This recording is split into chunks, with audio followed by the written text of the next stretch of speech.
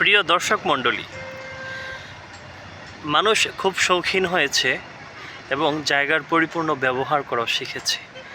এটি একটি ছাদ বাগানের কথা বলছি। দেখুন, এটা একটা 3 তলা বিশিষ্ট ভবন। এই ভবনের ছাদের উপরে রোপণ করেছে ফুল গাছ, সবজি গাছ। দেখুন,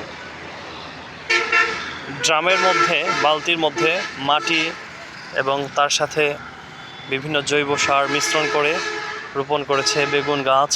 এ পাশে আছে কমলি শাক রয়েছে।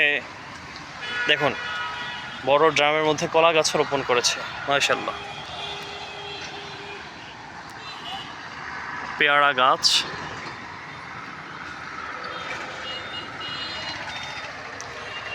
এগুলো হচ্ছে রঙের ড্রাম।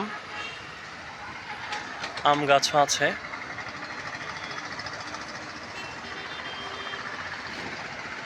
লেবু গাছ, পেঁপে গাছ। এই যে এখানে প্রক্রিয়া চলছে আরও কিছু গাছ রোপণ করার জন্য। রয়েছে ঔষধি গুণাগুণ সম্পন্ন তুলসী গাছ। এটা হচ্ছে কালো মরিচ গাছ। এটা হচ্ছে চালতা গাছ। এখানেও গাছ রোপণ করা হয়েছে, বীজ রোপণ করা হয়েছে, গাছ হচ্ছে এখানে। এই যে এই বালতির মধ্যে গাছ রোপণ করা হবে।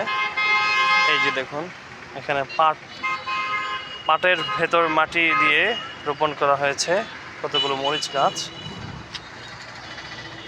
সত্যি অসাধারণ।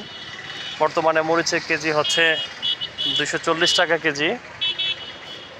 এরকম 4-5টা গাছ থাকলে একটা ফ্যামিলির জন্য আর মরিচ কেনার প্রয়োজন হয় না। এই যে দেখুন।